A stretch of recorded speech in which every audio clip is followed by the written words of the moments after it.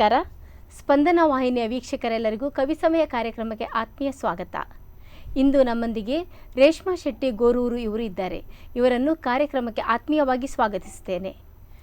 Madam, ನಿಮಗೆ ಕಾರ್ಯಕ್ರಮಕ್ಕೆ ಆತ್ಮೀಯವಾದ ಸ್ವಾಗತ. ಮನದ ಭಾವಗಳ ಪದಗಳಲ್ಲಿ ಕಟ್ಟಿ ಜಗದ ಡೊಂಕುಗಳನ್ನು ಹೆಣೆದು ಕುಟ್ಟಿ ಓದುಗರ ಎದೆಗಿಳಿಸೋ ಕವಿಗಳ ಆಂತರ್ಯ ತೆರೆದಿಡುವ ವಿಸ್ಮಯ ಈ ಕವಿ ಸಮಯ. ನಾನು ಅನಿತಾ ಸಿಕ್ವೇರ. ಮೇಡಮ್, ಕಾರ್ಯಕ್ರಮದ ಮೊದಲಿಗೆ ನಿಮ್ಮದೊಂದು ಚಿಕ್ಕ ಪರಿಚಯ ಮಾಡಿಕೊಡಿ. ನಿಮ್ಮ ಹುಟ್ಟೂರು, ಕಲಿತಿರುವಂಥ ಶಾಲಾ ಕಾಲೇಜುಗಳ ಬಗ್ಗೆ ಒಂದಿಷ್ಟು ಮಾಹಿತಿಯನ್ನು ನಮ್ಮ ವೀಕ್ಷಕರಿಗೋಸ್ಕರ. ಖಂಡಿತ ಮೇಡಮ್. ನನ್ನ ಹೆಸರು ರೇಷ್ಮಾ ಶೆಟ್ಟಿ ಗೋರೂರು ಅಂತ.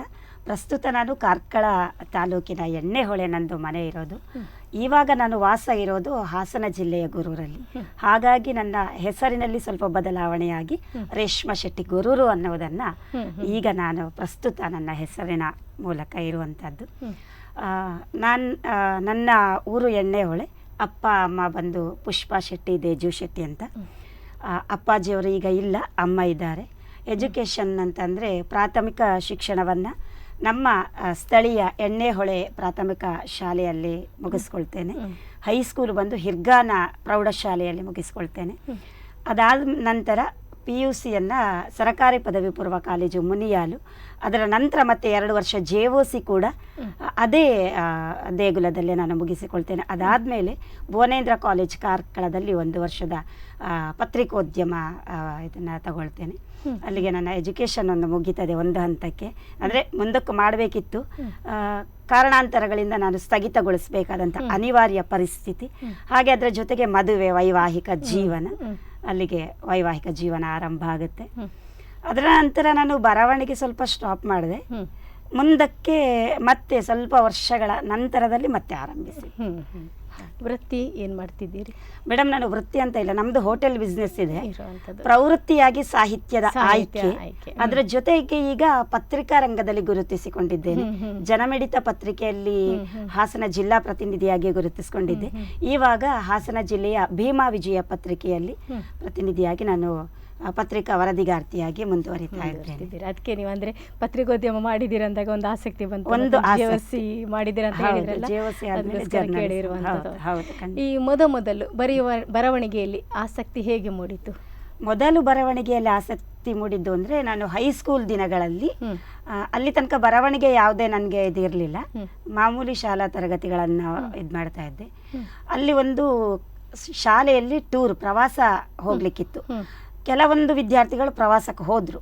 ಅನಿವಾರ್ಯ ಪರಿಸ್ಥಿತಿಗಳಿಂದ ಹೋಗ್ಲಿಕ್ಕೆ ಆಗದೇ ಇರುವಂತ ವಿದ್ಯಾರ್ಥಿಗಳಿಗೆ ಯಥಾ ಪ್ರಕಾರ ತರಗತಿಗಳಿದ್ದು, ಆದ್ರೆ ಮಕ್ಕಳಿಗೆ ಒಂದು ಬೇಸರ ಆಗಬಾರ್ದು ಅನ್ನೋ ಉದ್ದೇಶದಿಂದ ಉಳಿದಂತಹ ಶಿಕ್ಷಕರು ಏನ್ ಮಾಡಿದ್ರು ಅಂದ್ರೆ, ಮಕ್ಕಳಿಗೆ ಹೀಗೆ ತರಗತಿಗಳ ಒಳಗಡೆ ಏನಾದರೂ ನಿಮ್ಮಲ್ಲಿರುವಂಥ ಟ್ಯಾಲೆಂಟ್ಗಳನ್ನು ಹೊರಗಡೆ ಹಾಕ್ಲಿಕ್ಕೆ ಒಂದು ಅವಕಾಶಗಳನ್ನ ಕೊಡ್ತೇವೆ ಅಂತ. ಆಗ ನನ್ನ ಹೈಸ್ಕೂಲ್ ಟೀಚರ್ ರಾಜು ಬಸಣ್ಣವರ್ ಅಂತ ಒಬ್ರು ಇದ್ರು, ವಸಂತ ಲಕ್ಷ್ಮಿ ಮೇಡಮ್ ಅಂತ ಒಬ್ರು ಇದ್ರು ಹಿಂದಿ ಟೀಚರ್. ಅವರು ತುಂಬಾ ಪ್ರೋತ್ಸಾಹವನ್ನು ಕೊಟ್ಟು ಅಲ್ಲಿಂದ ಬರವಣಿಗೆಯ ಒಂದು ಮಾರ್ಗ ಆರಂಭ ಆಯ್ತು. ಖಂಡಿತ. ಅಲ್ಲಿ ಒಂದು ಕವನ ಬರೆದೆ, ಒಂದು ಚಿಕ್ಕದಾದಂತಹ ನನ್ನ ಜೀವನದ ಒಂದು ಕಥೆಯನ್ನೇ ಸಣ್ಣ ಪ್ರಮಾಣದಲ್ಲಿ ಬರೆದೆ. ಅದು ನನ್ನ ಶಿಕ್ಷಕರಿಗೆ ಬಹಳ ಖುಷಿ ಕೊಟ್ಟಂಥದ್ದು. ಮತ್ತು ಅಲ್ಲಿಂದ ನಾನು ನಿಲ್ಲಿಸಲೇ ಇಲ್ಲ, ಬರೀಲಿಕ್ಕೆ ಆರಂಭಿಸಿದೆ. ಬಹಳ ಖುಷಿಯ ವಿಚಾರ ಹಾಗೂ ಇತ್ತೀಚೆಗೆ ದುಃಖದ ವಿಚಾರ ಅಂತ ನಾನು ಹೇಳೋದೇನು ಅಂದರೆ, ನನ್ನನ್ನು ಮತ್ತೆ ಸಾಹಿತ್ಯಕ್ಕೆ ತೊಡಗಿಸಿಕೊಳ್ಳಿಕ್ಕೆ ಕಾರಣೀಕರ್ತರಾದವರು ಡಾಕ್ಟರ್ ಶೇಖರ್ ಅಜೆಕಾರು, ಬೆಳದಿಂಗಳ ಸಾಹಿತ್ಯ ಸಮ್ಮೇಳನ ಸಮಿತಿಯ ಅಧ್ಯಕ್ಷರು. ಅವತ್ತಿನಿಂದ ನನಗೆ ಸಾಹಿತ್ಯಿಕ ಒಲವನ್ನು ನಂದು ನೋಡಿ ನನಗೆ ಒಂದು ನಿರೂಪಣೆಯ ಅವಕಾಶಗಳನ್ನು ಕೊಟ್ಟು ವೇದಿಕೆಗಳನ್ನು ಕೊಟ್ಟವರು ಡಾಕ್ಟರ್ ಶೇಖರ್ ಅಜೆಕಾರು. ಇತ್ತೀಚೆಗೆ ಸ್ವಲ್ಪ ದಿನಗಳ ಹಿಂದೆ ಅಕ್ಟೋಬರ್ 31 ನಿರ್ಗಮಿಸಿದ್ರು ನಮ್ಮ ಜೊತೆಗೆ. ಈಗಿಲ್ಲ ಅನ್ನುವಂಥ ಬೇಸರ ಇದೆ. ಆದರೆ ಅವರು ಹಾಕಿಕೊಟ್ಟಂಥ ಮಾರ್ಗದರ್ಶನದಲ್ಲಿ ಮುಂದುವರಿಯೋದು ನಮ್ಮ ಕರ್ತವ್ಯ, ಅವರು ಹಾಕಿಕೊಟ್ಟದ್ದು ಅಂತ ಅನ್ನಿಸ್ಕೊಂಡು ಅವರಿಗೊಂದು ನನ್ನ ಕೃತಜ್ಞತೆಯನ್ನು ನಾನು ಅರ್ಪಿಸಲೇಬೇಕು. ನಿಮ್ಮ ಬರವಣಿಗೆಯೊಂದಿಗೆ ಅವರ ಹೆಸರು ಉಳ್ಕೊಂಡು ಬಿಟ್ಟಿದೆ. ಖಂಡಿತ ಮೇಡಮ್, ಖಂಡಿತ. ನನ್ನನ್ನು ಒಂದು ಈ ಸಾಹಿತ್ಯದ ಮಾರ್ಗವನ್ನ ತೋರಿಸಿಕೊಟ್ಟಂತ ಸಾಹಿತ್ಯದ ಗುರು ನನಗೆ. ಖಂಡಿತ, ಹೌದು. ಈಗ ನೀವು ಅವತ್ತು ಹೈಸ್ಕೂಲಲ್ಲಿ ಬರೆದ್ರಿ ಅಂತ ಹೇಳಿದ್ರಿ, ಕವನ ಬರೆದ್ರಿ ಅಂತ ಹೇಳಿದ್ರಿ. ಅದ್ರ ಮೊದಲು ನಿಮ್ಗೆ ಏನು ಗೊತ್ತಿರಲಿಲ್ಲ ಕವನಗಳ ಬಗ್ಗೆ? ಅಂದೇ ಆ ಟೀಚರ್ಗಳು ಹೇಗೆ ಬರೀಬೇಕು ಏನು ಅಂತ ಹೇಳಿ ವಿಷಯವನ್ನು ಹೇಳಿರೋದಾ? ಇಲ್ಲ, ನಿಮ್ಗೆ ಏನು ತೋಚಿತ್ತೋ ಅದನ್ನು ತೋಚದನ್ನು ಗೀಚ್ಲಿಕ್ಕೆ ಹೇಳಿದ್ರಿ. ತೋಚಿದ್ದನ್ನು ಗೀಚಿ ಏನಾದ್ರೂ ಬರಿಬಹುದು ಅಂತ ಹೇಳಿದ್ರು. ಯಾವುದನ್ನಾದ್ರೂ ಆಯ್ಕೆ ನಿಮ್ಗೆ ಬಿಟ್ಟದ್ದು. ಏನಾದ್ರೂ ಬರಿಬಹುದು, ಕತೆ ಬರಿಬಹುದು, ಅಥವಾ ನೀವು ಆಟದ ಮೂಲಕ ತೋರಿಸ್ಬೋದು, ಯಾವ್ದಾದ್ರು ಚಿತ್ರ ಬಿಡಿಸ್ಬೋದು. ಆ ರೀತಿ ಅವಕಾಶವನ್ನು ಕೊಟ್ಟದ್ದು. ಬೇರೆ ಬೇರೆ ವಿದ್ಯಾರ್ಥಿಗಳು ಅವರಲ್ಲಿದ್ದಂತ ಆಯ್ಕೆಗಳ ಮೂಲಕ ಮುಂದುವರೆದು ನಾನು ಕವನ ಬರ್ದೆ. ಹಾಗೆ ಒಂದು ನನ್ನದೇ ಒಂದು ಸಣ್ಣದಾದಂತ ಒಂದು ಕತೆ ಬರ್ದೆ. ಅದು ಎರಡೂ ಕೂಡ ನನ್ನ ಶಿಕ್ಷಕ ಬಂಧುಗಳಿಗೆ ಬಹಳ ಹಿಡಿಸ್ತು. ಅಲ್ಲಿಂದ ಬರಹದ ಆರಂಭ ಆಯ್ತು. ನೋಡಿ, ನಿಮ್ಗೆ ಗೊತ್ತೇ ಇರ್ಲಿಲ್ಲ, ಖಂಡಿತ ಸಿಕ್ಕಿದ ಒಂದು ಅವಕಾಶ. ಆದ್ರೂ ನಿಮ್ಗೆ ಕತೆ ಬರೀಬೇಕು, ಕವನ ಬರೀಬೇಕು ನಿಜವಾಗಿ ವಿಶೇಷನೇ. ಹೌದು, ಅದ್ರ ಬಗ್ಗೆ ಕೆಲವೊಂದು ಮಾಹಿತಿ ಕೊಟ್ರ ಅನ್ಸುತ್ತೆ ನೀವು ಬರೆದ ಮೇಲೆ ಅಲ್ವಾ, ಹೀಗ್ ಮಾಡ್ಬೋದು ಹಾಗೆ. ಹೌದು ಹೌದು ಕೆಲವೊಂದು ಯಾಕಂದ್ರೆ ಅವತ್ತು ರಾಜು ಬಸಣ್ಣವರಂತ ಸರ್ ಇದ್ರು. ಅವ್ರು ಹೇಳಿದ್ರು, ಇಲ್ಲ ನಿನ್ನಲ್ಲಿ ಏನೋ ಒಂದು ಇದೆ, ಒಂದು ಏನೋ ಬರವಣಿಗೆಯ ವಿಶೇಷತೆ ನಿನ್ನಲ್ಲಿ ಖಂಡಿತ ಇದೆ, ನೀನು ಮುಂದುವರೆಸಿದ್ರೆ ನಿನ್ಗೆ ಏನಾದ್ರು ಭವಿಷ್ಯ ಇರ್ಬೋದು ಅಂತ ಅವತ್ತು ಭವಿಷ್ಯವಾಣಿ ಅವ್ರು ನುಡಿದಿದ್ದಾರೆ ಏನೋ ಗೊತ್ತಿಲ್ಲ. ಇವತ್ತು ಸಾಹಿತ್ಯಿಕವಾಗಿ ತೊಡಗಿಸಿಕೊಂಡು ಈಗ ಪ್ರೌಢಶಾಲೆಯಲ್ಲಿ ಕವನ ಒಂದು ಬರೆದ್ರೆ, ಕತೆ ಒಂದು ಬರೆದ್ರೆ, ನಂತರ ದಿನಗಳು ಹೇಗೆ ಸಾಗಿತ್ತು? ಅದನ್ನೇ ಕಂಟಿನ್ಯೂ ಮಾಡಿದೆ ಮೇಡಮ್. ನಾನು ಅದನ್ನೇ ಮುಂದುವರಿಸ್ಕೊಂಡು ಹೋದೆ. ಬರಿತಾ ಬರಿತಾ ಬರಿತಾ ಹಾಗೆ ಬರಿತಾ ಇದ್ದೆ. ಹೈಸ್ಕೂಲ್ ಅಲ್ಲಿ ಇದ್ದಾಗಲೇ ಬರೀಲಿಕ್ಕೆ ಆರಂಭ. ಹೌದು, ನಿಲ್ಲಿಸ್ಲೇ ಇಲ್ಲ, ಹಿಂತಿರುಗಿ ನೋಡ್ಲೇ ಇಲ್ಲ ಬರೆಯೋದನ್ನ. ಹಾಗೆ ಬರೀತಾ ಇದ್ದೆ. ಅದಾದ್ಮೇಲೆ ನಾನು ಹೈಸ್ಕೂಲ್ ಮುಗಿಸ್ಕೊಂಡು PUCಗೆ ಮುನಿಯಾಲ್ ಕಾಲೇಜಿಗೆ ಬಂದೆ. ಅಲ್ಲಿ ಒಂದಷ್ಟು ಶಿಕ್ಷಕರ ಪ್ರೋತ್ಸಾಹ, ಲೆಕ್ಚರರ್ಸ್ ತುಂಬಾ ನನಗೆ ಬೆನ್ನೆಲುಬಾಗಿ ನಿಂತರು. ಅಲ್ಲಿ ಸುಮಾರಷ್ಟು ಶಿಕ್ಷಕರು ನನಗೆ, ಇಲ್ಲ ಬರೀ ನಿನ್ನಲ್ಲಿ ಏನೋ ವಿಶೇಷ. ಬಾಲಚಂದ್ರ ಹೆಬ್ಬಾರ್ ಅಂತ ಒಬ್ರು ಸರ್ ಇದ್ರು ಅಲ್ಲಿ. ಆಮೇಲೆ ಹರೀಶ್ ಅಂತ ಇದ್ರು, ಅಂಬರೀಶ್ ಭಾರದ್ವಾಜ್ ಅಂತ ಸರ್ ಇದ್ರು. ಅವರೆಲ್ಲರ ಮಾರ್ಗದರ್ಶನ ಸಿಕ್ತು, ಬರೆಯಕ್ಕೆ ಅವಕಾಶ ಆಯ್ತು. ಅವರು ಬೆನ್ನ ತಟ್ಟುತ್ತಾ ಹೋದ್ರು, ನಾನು ಬರಿತಾ ಹೌದು. ಅಲ್ಲಿ ಒಂದು ಕಾಲೇಜಿನಲ್ಲಿ ಮ್ಯಾಗಝಿನ್ ಬೇರೆ ಇದ್ ಮಾಡಿದ್ರು. ಅವಾಗ ನನಗೆ ಮತ್ತಷ್ಟು ಸ್ಫೂರ್ತಿ ಆಯ್ತು ಅದು ಬರೀಲಿಕ್ಕೆ. ಅದಾದ್ಮೇಲೆ ಅಲ್ಲಿಯ 4 ವರ್ಷದ ಜರ್ನಿ. ನಾನು ಸ್ಪೋರ್ಟ್ಸ್ ಅಲ್ಲಿ ಬೇರೆ ಇದೆ, ಕಬಡ್ಡಿ ನಾನು ಆಟ ಆಡ್ತಾ ಇದ್ದೆ. ಆ ಕಬಡ್ಡಿಯಲ್ಲಿ ಕೂಡ ಸ್ಪೋರ್ಟ್ಸ್ ಅಲ್ಲಿ ಪ್ರತಿ 4 ವರ್ಷದ ಚಾಂಪಿಯನ್ಶಿಪ್ ಸ್ಪೋರ್ಟ್ಸ್ ಅಲ್ಲಿ ಏನಿತ್ತು, ಆ 4 ವರ್ಷದ ಚಾಂಪಿಯನ್ ಆಗಿ ಹೊರಹೊಮ್ಮಿದವಳು ನಾನು. ಅದೊಂದು ಹೆಮ್ಮೆ ಇದೆ. ಅದ್ರ ಜೊತೆಗೆ ಬರವಣಿಗೆ ಕೂಡ ಸಾಕ್ತು ಅಂತ ಹೇಳ್ಬೋದು. ಖಂಡಿತ ಹೌದು. ಆ ಸಮಯದಲ್ಲಿ ಸುಮಾರು ಬರ್ದ್ರಿ, ಮತ್ತೆ ಬರ್ದಿದ್ದೇನೆ. ಹೌದು ಹೌದು. ಕಾಲೇಜ್ ಪತ್ರಿಕೆಗಳಲ್ಲಿ ಮತ್ತೆ ಟೀಚರ್ಗೆ ತೋರಿಸುವಷ್ಟರ ಮಟ್ಟಿಗೆ ಇದ್ದವ. ಹೌದು ಹೌದು ಖಂಡಿತ. ಹೊರಗಡೆ ಎಲ್ಲೂ ಕಳಿಸಿರ್ಲಿಲ್ಲ ಪತ್ರಿಕೆಗಳಿಗೆಲ್ಲ. ಪತ್ರಿಕೆಗಳಿಗೆ ಇಲ್ಲ, ಪತ್ರಿಕೆಗಳಿಗೆ ಕಳಿಸಿರ್ಲಿಲ್ಲ. ಆದ್ರೆ ಬಾಲಚಂದ್ರ ಹೆಬ್ಬಾರ್ ಅಂತ ಸರ್ ಇದ್ರು. ಅವರು ಹೇಳ್ತಾ ಇದ್ರು, ರೇಷ್ಮಾ ನಿಮ್ ಪತ್ರಿಕೆಗೆ ಹಾಕು, ಪತ್ರಿಕೆಗೆ ಹಾಕು ಅಂತ. ಅವರು ಪತ್ರಕರ್ತರಾಗಿ ಇದ್ದಿದ್ರಿಂದ ಅವರು ನನಗೆ ಪ್ರೋತ್ಸಾಹ ಕೊಡ್ತಾ ಇದ್ರು. ಮುಂದೆ ನಾನು ಭುವನೇಂದ್ರ ಕಾಲೇಜಿಗೆ ಯಾವಾಗ ಕಾಲಿಟ್ನೋ ಆವಾಗ ಮತ್ತೊಂದು ಗಟ್ಟಿ ಪ್ಲಾಟ್ಫಾರ್ಮ್ ನನಗೆ ಸಿಕ್ಕಿತ್ತು. ಅಲ್ಲಿ ಕನ್ನಡ ಉಪನ್ಯಾಸಕರು ವನಿತಾ ಶೆಟ್ಟಿ ಮೇಡಮ್ ಅಂತ. ನಾನು ಇವತ್ತಿಗೂ ಅವ್ರನ್ನ ನೆನಪಿಸಿಕೊಳ್ಬೇಕು. ಮೊದಲಿಗೆ ನನಗೆ ಅಲ್ಲಿಗೆ ಕಾಲೇಜಿಗೆ ಹೋದಾಗ, ಯಾಕಂದ್ರೆ ನಾನು ಕನ್ನಡ ಮಾಧ್ಯಮದಲ್ಲಿ ಓದಿರೋದ್ರಿಂದ ಇಂಗ್ಲಿಷ್ನ ಜ್ಞಾನ ಸ್ವಲ್ಪ ಕಡಿಮೆ ಇತ್ತು, ಇಂಗ್ಲಿಷ್ ಗೊತ್ತಿಲ್ಲ. ಕಾಲೇಜಿಗೆ ಹೋದಾಗ ಫಸ್ಟ್ ದಿನ ಎಲ್ಲ ಇಂಗ್ಲಿಷ್ನಲ್ಲಿ ಮಾತಾಡ್ತಾರೆ, ನಾನು ಯಾಕಪ್ಪ ಬಂದು ಸೇರಿದೆ ಅನ್ನುವಂಥ ಒಂದು ಮನಸ್ಥಿತಿ ನನಗೆ. ಅದಾದ್ಮೇಲೆ ಯಥಾ ಪ್ರಕಾರ ಕಾಲೇಜು ದಿನಗಳು ಮುಂದುವರಿತು. ವೆಲ್ಕಮ್ ಡೇ ಅಂತ ಮಾಡಿದ್ರು. ಆ ದಿನ ವಿಶೇಷವಾಗಿ ಸೀನಿಯರ್ಸ್ ಸ್ಟೂಡೆಂಟ್ಸ್ ನಮಗೆ ವೆಲ್ಕಮ್ ಮಾಡ್ತಾರೆ. ಮಾತಾಡಿ ಅಥವಾ ಏನಾದರೂ ಅಲ್ಲೂ ನಮಗೆ ಟ್ಯಾಲೆಂಟನ್ನು ತೋರಿಸ್ಲಿಕ್ಕೆ ಅವಕಾಶ ಇತ್ತು.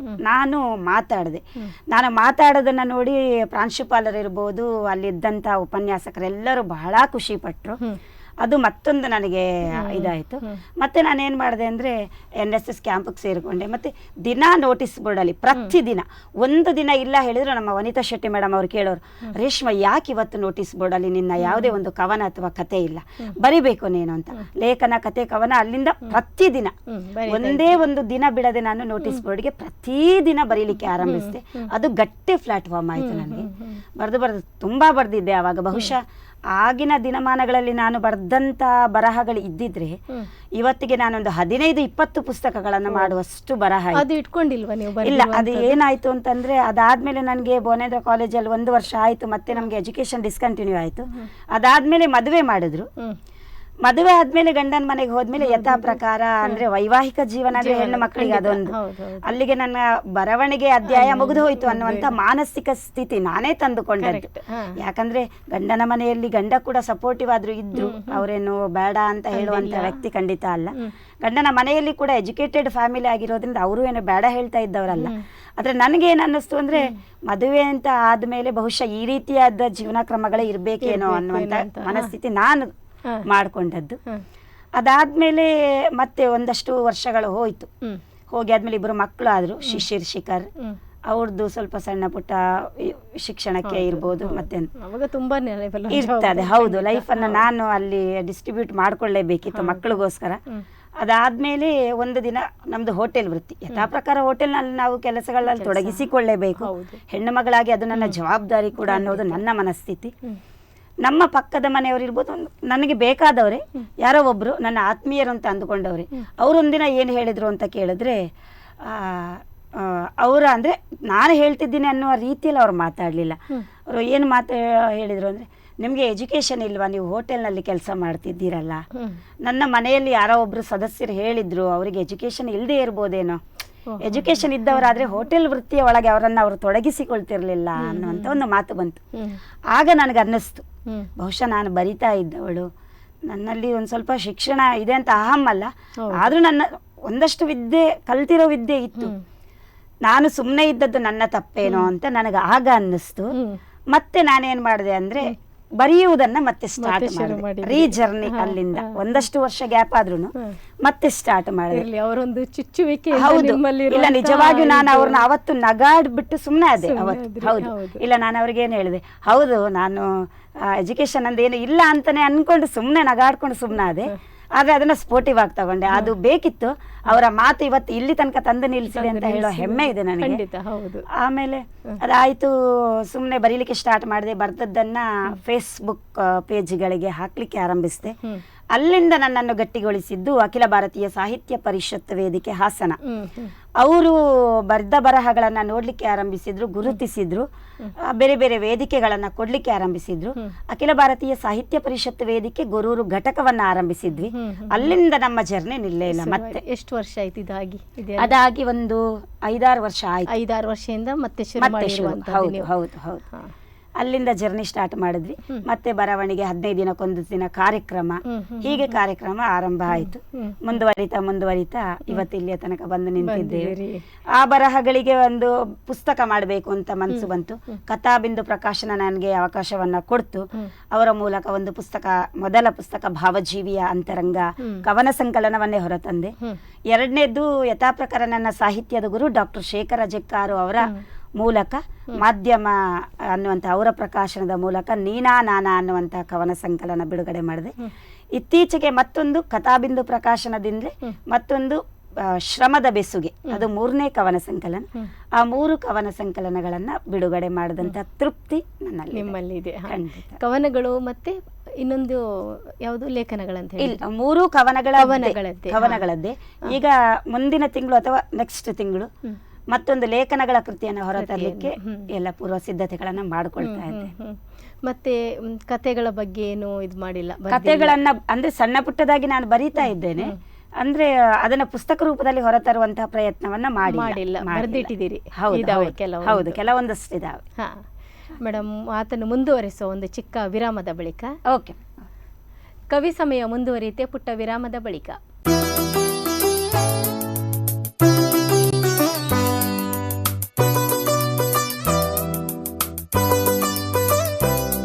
ಕವಿ ಸಮಯಕ್ಕೆ ಮತ್ತೆ ಸ್ವಾಗತ. ಮೇಡಮ್, ನಿಮ್ಮ ಕವನಗಳ ಬಗ್ಗೆ ತಿಳ್ಕೊಂಡಿದ್ವಿ.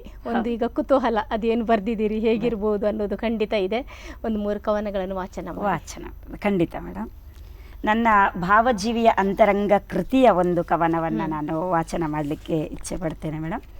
ಅದು ಜಗದ ನಿಯಮ ಶೀರ್ಷಿಕೆಯ ಅಡಿಯಲ್ಲಿ, ರುದ್ರ ಭೂಮಿಯಲ್ಲಿ ರೌದ್ರ ನರ್ತನವ ಮಾಡುವಂಥ ಮೃಗವೇ, ಸತ್ಯ ಶೋಧದೊಳು ನಿತ್ಯ ಬೇಯುತಿಹ ಮಿಥ್ಯ ಕರ್ಮವೇಕೆ, ಸತ್ಯ ಶೋಧದೊಳು ನಿತ್ಯ ಬೇಯುತಿಹ ಮಿಥ್ಯ ಕರ್ಮವೇಕೆ, ಶಾಂತಿ ಮಂತ್ರದಲ್ಲಿ ಸಿಗುವ ನೆಮ್ಮದಿಯು ಹುಡುಕಲಾರದೇಕೆ, ಭ್ರಾಂತು ಭ್ರಮಣೆಯನ್ನು ದೂರವಾಗಿಸುತ್ತ ನಿಂತು ನೋಡು ಸುಖಕ್ಕೆ, ಶಾಂತಿ ಮಂತ್ರದಲ್ಲಿ ಸಿಗುವ ನೆಮ್ಮದಿಯ ಹುಡುಕಲಾರದೇಕೆ, ಭ್ರಾಂತು ಭ್ರಮಣೆಯನ್ನು ದೂರವಾಗಿಸುತ್ತ ನಿಂತು ನೋಡು ಸುಖಕ್ಕೆ, ಕಷ್ಟ ನಷ್ಟಗಳ ಜೊತೆಗೆ ದಾರಿ ಇದೆ ಮೃತ್ಯು ಪಾಶವೇಕೆ, ಧರ್ಮ ಕರ್ಮಗಳ ನಿತ್ಯ ಬದುಕಲಿ ಬವಣೆಯುವುದು ಯುಗಕ್ಕೆ, ಧರ್ಮ ಕರ್ಮಗಳ ನಿತ್ಯ ಬದುಕಲಿ ಬವಣೆಯುವುದು ಯುಗಕ್ಕೆ, ಅವರವರ ಕರ್ಮಕ್ಕೆ ಅವರವರೇ ಹೊಣೆಯು ಮತ್ಯಾರ ದೂಷಣೆಯು ಯಾಕೆ,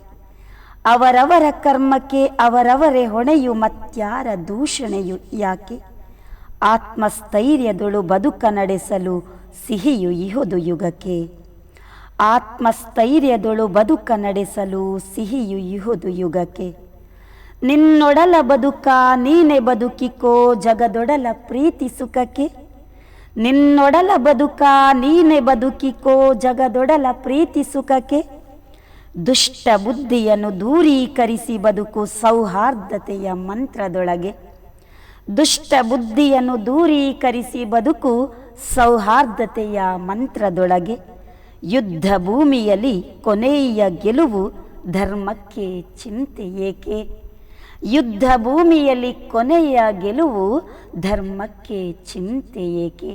ಇದು ನನ್ನ ಮೊದಲ ಕವನ, ಭಾವಜೀವಿಯ ಅಂತರಂಗ ಕೃತಿ. ತುಂಬ ಚೆನ್ನಾಗಿ ಅದು ವಾಚನ ಮಾಡಿದ್ದು, ಶೈಲಿ ತುಂಬ ಚೆನ್ನಾಗಿತ್ತು Thank you, ಮೇಡಮ್. madam. ಈ ಕವಿತೆ ಬಗ್ಗೆ ಇನ್ನೊಂದಿಷ್ಟು ಹೇಳಿ, ಅದು ಹೇಗೆ ನಿಮಗೆ ಪ್ರೇರಣೆ ಸಿಕ್ತು? ಪ್ರೇರಣೆ ಯಾಕಂದ್ರೆ ಕವಿತೆ ಅನ್ನೋದು ಹಾಗೇನೆ ಒಂದು ಹುಟ್ಟುದಿಲ್ಲ, ಏನೋ ಒಂದು ನೋಡಿದ ಸಂದರ್ಭ, ಏನೋ ಒಂದು ಗಳಿಗೆಯಲ್ಲಿ, ಅದ್ರ ಬಗ್ಗೆ ಹೇಳಿ. ಹೌದು, ಇಲ್ಲ ಬಹುಶಃ ನನ್ನ ಅಪ್ಪ ಶಿಕ್ಷಕ ಅಂದರೆ ಅವರು ಶಿಕ್ಷಣ ಇದ್ದವರು ಅಂತಲ್ಲ, ಅವರು ಒಂದನೇ ಕ್ಲಾಸ್ ಕೂಡ ಓದಿದವರಲ್ಲ. ಅಮ್ಮನಲ್ಲಿ ಸ್ವಲ್ಪ ವಿದ್ಯೆ ಇದೆ, ಆದರೆ ವಿದ್ಯೆ ಇಲ್ಲದ ನನ್ನಪ್ಪ ಅವರಲ್ಲಿ ಜ್ಞಾನ ತುಂಬ ಇತ್ತು. ಒಂದು ಪಶುಗಳಿಗೆ ಆರೋಗ್ಯ ಕೆಟ್ಟಾಗ ಪಶುಗಳನ್ನು ನೋಡುವಂಥದ್ದಿರ್ಬೋದು, ಊರಿನ ಪ್ರತಿಯೊಂದು ಪಶುಗಳಿಗೆ ವೈದ್ಯರ ಥರ ಇದ್ರು ಅವರು, ಆಯುರ್ವೇದಿಕ್ ವೈದ್ಯರ ಥರ. ಹಾಗಾಗಿ ಅವರಲ್ಲಿ ಜ್ಞಾನ ತುಂಬಿತ್ತು ಅಂತ ಅನ್ಕೋಬಹುದು. ಅವರು ಹೇಗೆ ಅಂದರೆ, ಈಗ ನಿಮ್ಮನ್ನು ನೋಡಿದ್ರು ಅಂತ ಅನ್ಕೊಳ್ಳಿ, ನಿಮ್ಮ ಬಗ್ಗೆ ಒಂದು ಪಟ ಅಂತ ಒಂದು ಹಾಡನ್ನು ಹಾಡ್ತಾ ಇದ್ರು. ನೋಡಿದ ತಕ್ಷಣ ನಿಮ್ಮ ಬಗ್ಗೆ ಏನಾದರೂ ನೀವು ಒಳ್ಳೆಯ ವ್ಯಕ್ತಿ ಅಂತ ಅವರ ಭಾವನೆಗೆ ಬಂದು ಬಿಟ್ರೆ, ನಿಮ್ಮನ್ನು ಕೂತು ಮಾತಾಡಿಸಿದ್ರೆ ನಿಮ್ಮ ಬಗ್ಗೆ ಒಂದಷ್ಟು ಹಾಡುಗಳನ್ನು ಹಾಡೋದು, ನಿಮ್ಮ ಮುಂದೆ ಹಾಡುವ ವಿಶೇಷ ಕಲೆ. ಅವರು ಶಿಕ್ಷಣ ಅಂದ್ರೆ 1ನೇ ಕ್ಲಾಸ್ ಕೂಡ ಓದಿದ ವ್ಯಕ್ತಿ ಅಲ್ಲ, ಆದ್ರೆ ಅವರಲ್ಲಿ ಆ ಜ್ಞಾನ ಇತ್ತು. ಬಹುಶಃ ಅದು ನನಗೆ ಬಳುವಳಿಯಾಗಿ ಬಂದಿರಬಹುದೇನೋ. ಹಾಗಾಗಿ ನನ್ನ ಅಣ್ಣ ಕೂಡ ಒಬ್ರು ಸುಧಾಕರ್ ಶೆಟ್ಟಿ ಅಂತ ನನ್ನ ಒಬ್ರು ಅಣ್ಣ ಇದ್ದಾರೆ. ಅವರಲ್ಲಿ ಕೂಡ ಬರವಣಿಗೆ, ಅವರು ಕೂಡ ತುಂಬಾ ವಿದ್ಯಾವಂತರಲ್ಲ, ಸ್ವಲ್ಪವೇ ಓದಿದ್ದು, ಆದ್ರೆ ಅವರು ಕೂಡ ಬರವಣಿಗೆಯಲ್ಲಿ ತೊಡಗಿಸಿಕೊಂಡಿದ್ದು. ಹಾಗಾಗಿ ಅದೆಲ್ಲ ಬಳುವಳಿಯಾಗಿ ನನಗೆ ಕೂಡ ಬಂದಿರಬಹುದೇನೋ. ನಾನು ಕೂಡ ಬರೀಲಿಕ್ಕೆ ಆರಂಭಿಸಿದೆ, ಆ ಮೂಲಕ ನನಗೆ ಬಂದಿರಬಹುದು ಅಂತ. ಪ್ರೋತ್ಸಾಹವನ್ನ ತಾಯಿ ನನಗೆ ಖಂಡಿತವಾಗಿಯೂ ಕೊಟ್ಟಿದ್ದಾರೆ. ನನ್ನ ಅಣ್ಣ ಸಂತೋಷ್ ಶೆಟ್ಟಿ, ಅವರಿಂದ ತುಂಬಾ ಪ್ರೋತ್ಸಾಹ ಇವತ್ತಿಗೂ ಕೂಡ ಇದೆ. ಬರವಣಿಗೆಗೆ ಇರ್ಬೋದು, ನನ್ನ ಬದುಕಿಗೆ ಇರಬಹುದು, ನನಗೆ ಮಾರ್ಗದರ್ಶಕರಾಗಿ ನನ್ನ ಜೀವನದ ಇಡೀ ಒಂದು ದಿಕ್ಕು ದೆಸೆ ಅಂತ ಹೇಳಿದ್ರೆ ನನ್ನ ಅಣ್ಣ ಮತ್ತೆ ತಾಯಿ. ಈಗ ನನ್ನ ಪತಿ ದೇವರು ಕೂಡ ಜೊತೆಗಿದ್ದಾರೆ. ಹಾಗೆ ತುಂಬ ಖುಷಿ ಆಯಿತು ಮೇಡಮ್. ಮುಂದಿನ ಕವಿತೆ ವಾಚನ ಮುಂದಿನ ಮಾಡಿ. ಕವಿತೆ ನನ್ನ ನೀನಾ ನಾನಾ ಕವನ ಸಂಕಲನದಿಂದ ಇದನ್ನು ಬರೆದಿದ್ದೇನೆ. ಕರುನಾಡು ಅನ್ನುವಂಥ ಶೀರ್ಷಿಕೆಯ ಅಡಿಯಲ್ಲಿ ಈಗಾಗಲೇ ಕನ್ನಡ ರಾಜ್ಯೋತ್ಸವವನ್ನು ನಾವು ಆಚರಿಸಿಕೊಂಡಿದ್ದೇವೆ. ಆ ಒಂದು ರಾಜ್ಯೋತ್ಸವದ ಸಂತಸದ ಕ್ಷಣದಲ್ಲಿ ಈ ಒಂದು ಕವನವನ್ನು ವಾಚಿಸ್ತೇನೆ. ಕವನದ ಶೀರ್ಷಿಕೆ ಕರುನಾಡು. ಕೆಂಪು ಹಳದಿ ಬಾವುಟದಿ ಕರುನಾಡ ಪಥ, ತಾಯಿ ಭುವನೇಶ್ವರಿಗೆ ಅರ್ಪಿತವಾಗಲಿ ಭವ್ಯರಥ. ಕೆಂಪು ಹಳದಿ ಬಾವುಟದಿ ಕರುನಾಡ ಪಥ, ತಾಯಿ ಭುವನೇಶ್ವರಿಗೆ ಅರ್ಪಿತವಾಗಲಿ ಭವ್ಯರಥ. ಕರುನಾಡ ಗರ್ಭದಲ್ಲಿ ಪುನರಪಿ ಜನ್ಮ ತಳೆಯುತ್ತಾ, ಪಾವನವಾಗಿಸೋಣ ನಮ್ಮ ಬದುಕಿನ ಸತ್ಪಥ. ಕರುನಾಡ ಗರ್ಭದಲ್ಲಿ ಪುನರಪಿ ಜನ್ಮ ತಳೆಯುತ್ತಾ, ಪಾವನವಾಗಿಸೋಣ ನಮ್ಮ ಬದುಕಿನ ಸತ್ಪಥ. ಈ ಸೃಷ್ಟಿಯ ಸೊಬಗು ಎಂತಹ ಅದ್ಭುತ, ಕನ್ನಡಮ್ಮನ ಮಡಿಲಲ್ಲಿ ಎಲ್ಲರೂ ಕೂಡಿ ಬಾಳುತ್ತ. ಈ ಸೃಷ್ಟಿಯ ಸೊಬಗು ಎಂತಹ ಅದ್ಭುತ, ಕನ್ನಡಮ್ಮನ ಮಡಿಲಲ್ಲಿ ಎಲ್ಲರೂ ಕೂಡಿ ಬಾಳುತ್ತ. ಅರಶಿನ ಕುಂಕುಮ ಮುತ್ತೈದೆಗೆ ಭೂಷಣವೆನುತ, ನಿತ್ಯ ಮುತ್ತೈದೆ ಕನ್ನಡ ತಾಯಿ ಮಡಿಲಲ್ಲಿ ಸ್ವರ್ಗ ಸುಖವ ಬೇಡುತ್ತ. ಅರಶಿನ ಕುಂಕುಮ ಮುತ್ತೈದೆಗೆ ಭೂಷಣವೆನುತ, ನಿತ್ಯ ಮುತ್ತೈದೆ ಕನ್ನಡದ ತಾಯಿ ಮಡಿಲಲ್ಲಿ ಸ್ವರ್ಗ ಸುಖವ ಬೇಡುತ್ತ. ಅದೆಷ್ಟು ಪೀಳಿಗೆ ಬೆಳೆದು ಬಾಳಿದ ಕನ್ನಡಮ್ಮನ ನೆಲ, ನಾವೇ ಭಾಗ್ಯವಂತರು ಜನ್ಮ ತಾಳಿದ್ದೇವೆ ಇದು ಪುಣ್ಯ ಸ್ಥಳ.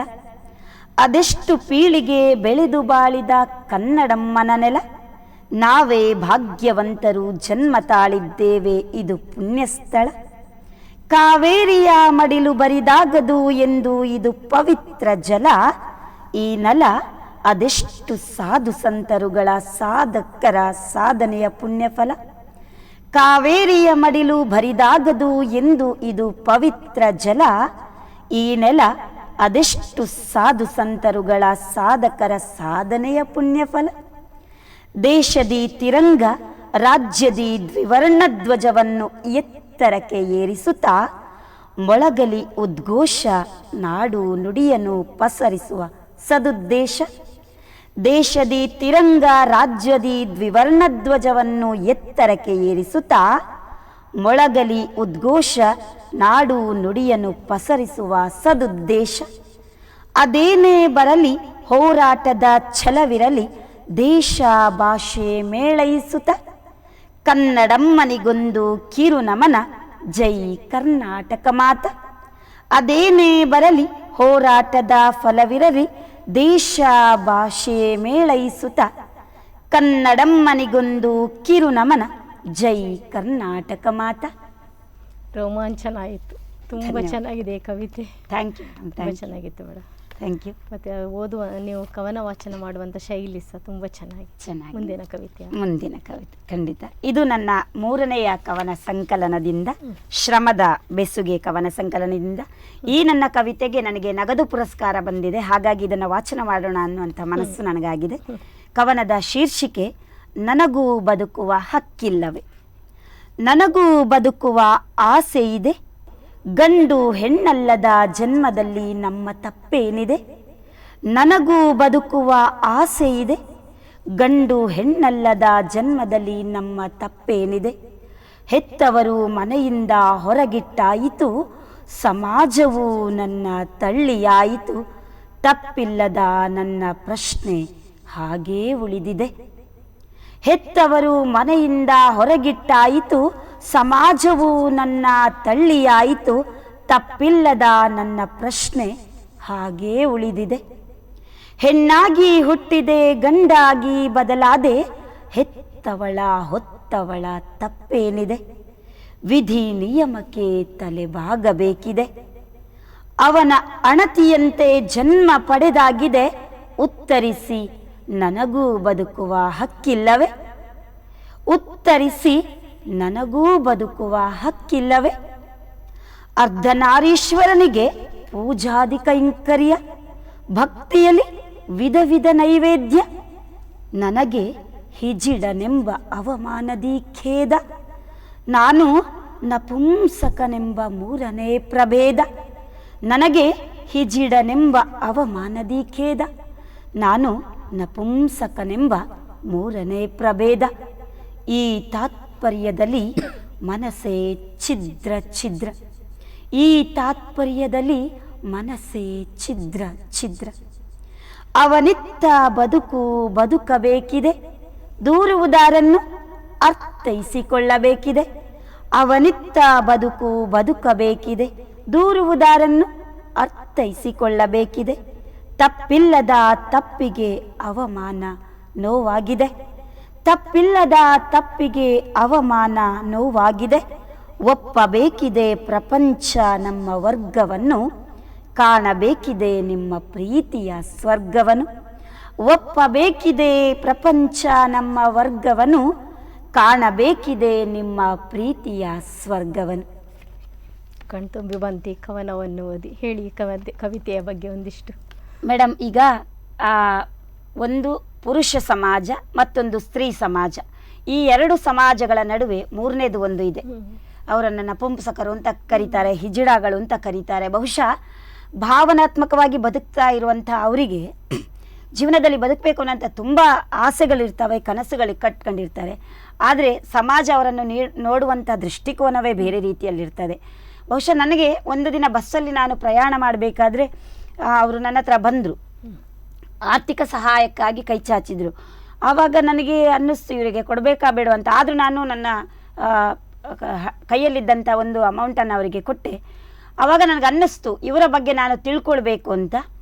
ನನ್ನ ಒಬ್ಬ ಸಾಹಿತ್ಯದ ಆತ್ಮೀಯ ಒಬ್ಬ ಭೀಮೇಶ್ ಅಂತ ಒಬ್ಬ ಹುಡುಗ ಇದ್ದಾನೆ.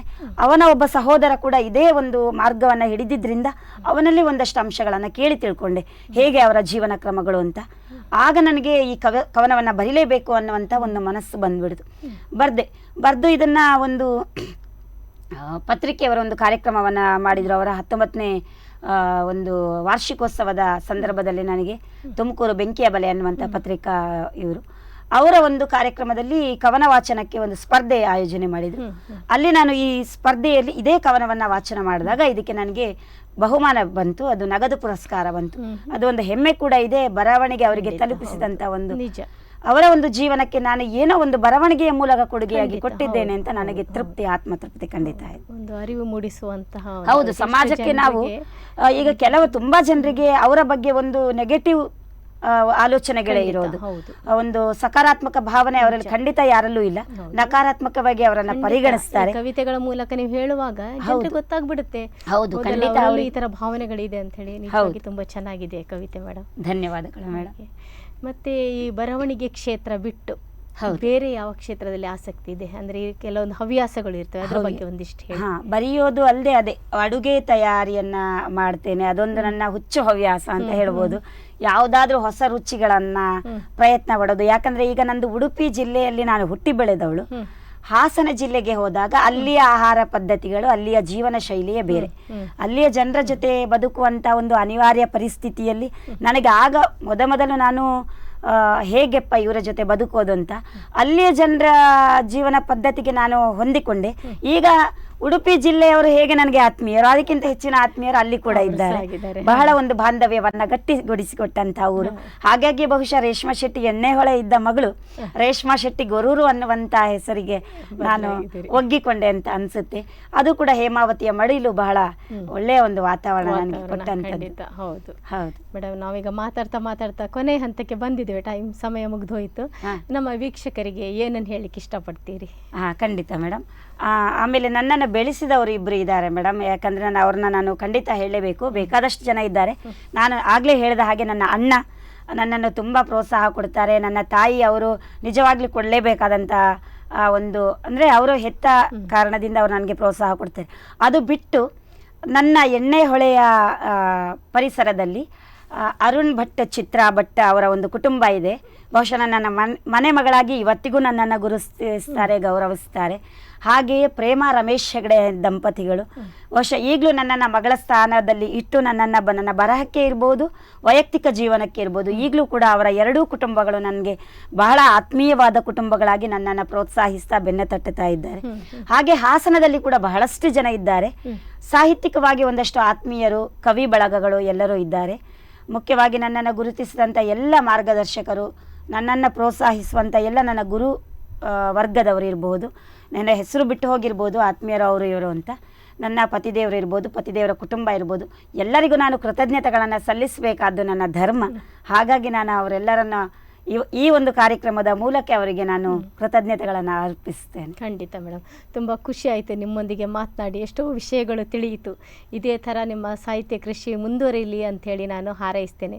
ನಮ್ಮೊಂದಿಗೆ ಇಷ್ಟೊತ್ತು ಇದ್ದಿದ್ದಕ್ಕೋಸ್ಕರ ನಿಮಗೆ ಧನ್ಯವಾದಗಳು. ಧನ್ಯವಾದಗಳು ಮೇಡಮ್. ಅವಕಾಶಕ್ಕಾಗಿ ನಾನು ಖಂಡಿತ ನಮ್ಮ ಈ ಒಂದು ಸ್ಪಂದನ ಟಿವಿಗೆ ಆಭಾರಿಯಾಗಿದ್ದೇನೆ ಅಂತ ಹೇಳ್ತಾ, ಮುಂದಿನ ದಿನಮಾನಗಳಲ್ಲಿ ಮತ್ತಷ್ಟು ಪ್ರತಿಭೆಗಳನ್ನು ಗುರುತಿಸಿ ಗೌರವಿಸುವಂಥ ಕಾರ್ಯಕ್ರಮ ಸ್ಪಂದನ ಟಿವಿಯ ಮೂಲಕ ಆಗಲಿ ಅನ್ನುವಂಥ ಆಶಯ ನಂದು. ಧನ್ಯವಾದಗಳು. ನೋಡಿದ್ರಲ್ಲ ವೀಕ್ಷಕರೇ, ಇದು ಇಂದಿನ ಕವಿ ಸಮಯ. ಹಿರಿಯ ಕಿರಿಯ ಎಲೆಮರೆಯ ಕವಿ ಮನಗಳ ಅನಾವರಣ. ಮುಂದಿನ ಕವಿ ಸಮಯದಲ್ಲಿ ಮತ್ತೊಮ್ಮೆ ನಿಮ್ಮನ್ನು ಭೇಟಿ ಆಗ್ತೀನಿ. ಅಲ್ಲಿಯವರೆಗೆ ನೋಡ್ತಾ ಇರಿ ಸ್ಪಂದನ.